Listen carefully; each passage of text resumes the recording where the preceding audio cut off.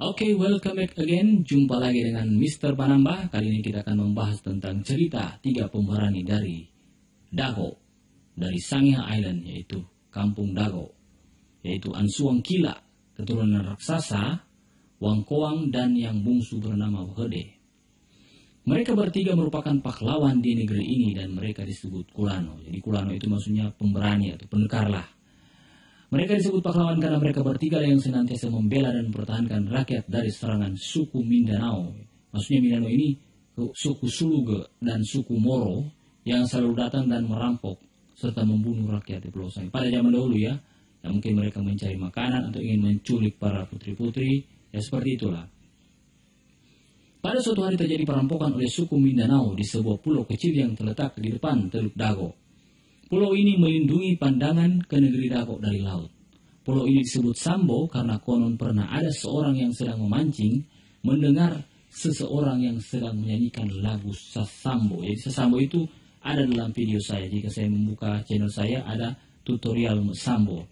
Jadi Sambo itu semacam kata-kata doa atau sastra yang diucapkan dengan menggunakan alat musik tagonggong sehingga mengeluarkan aura-aura atau energi-energi mistis.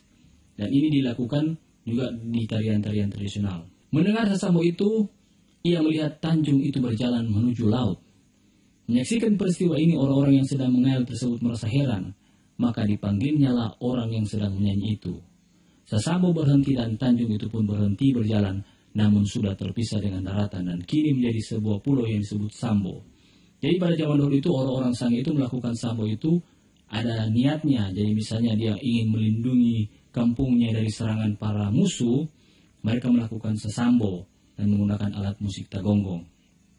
Jadi kira-kira sesamanya misalnya kahiwu lampawanua pinangoko tamasarang. Artinya itu ya semacam kata-kata sastra memohon kepada Igeng Konerangi Duatan Saruang untuk melindungi suatu tempat. Dan itu juga dipakai untuk orang-orang sebelum berperang.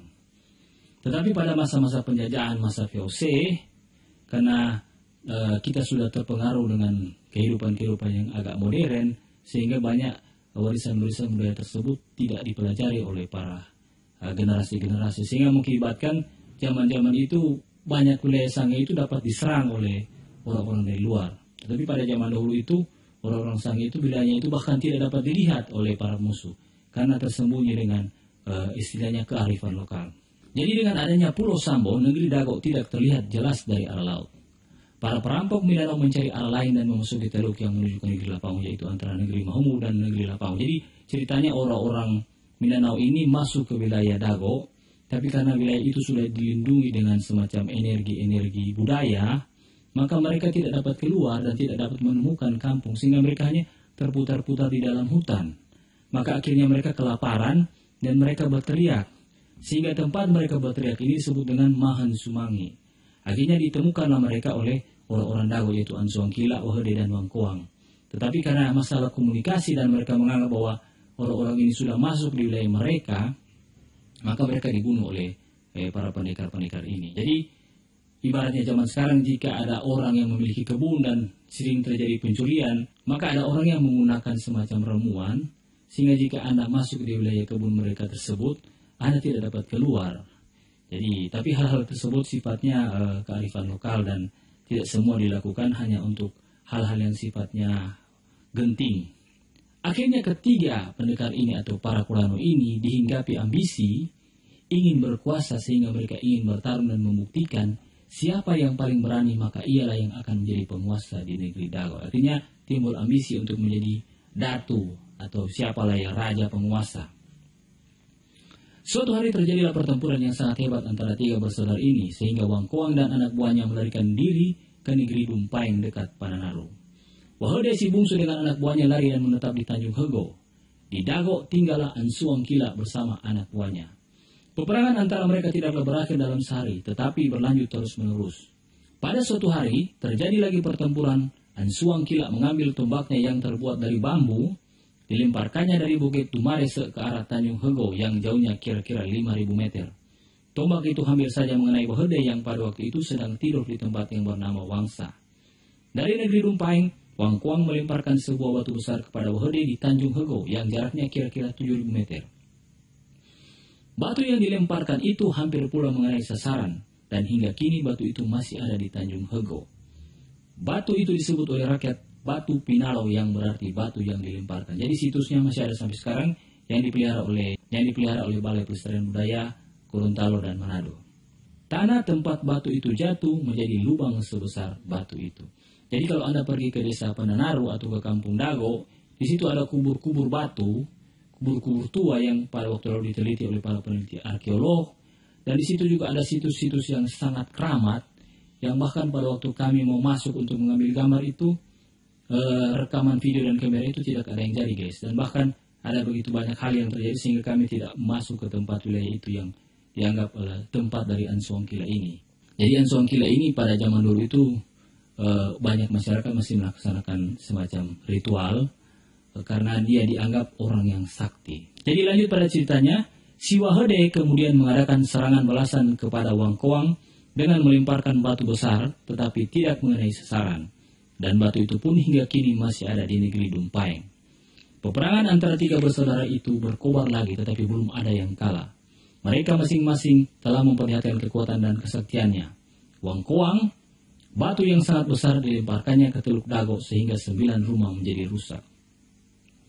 Pada suatu hari, datanglah orang-orang dari Mambengelang atau dari Pulau Kalama. Jadi Mambengelang ini adalah nama Sasahara dari Pulau Kalama. Memohon bantuan Kulano Wahede karena Pulau Kalama didatangi oleh pahlawan Karangetang dari Pulau Siau yang bernama Hengkeng Naung beserta anak buahnya yang lengkap dengan persenjataan. Mendengar permohonan tersebut berkatalah Wahede, "Pergilah kamu lebih dulu, nanti saya menyusul."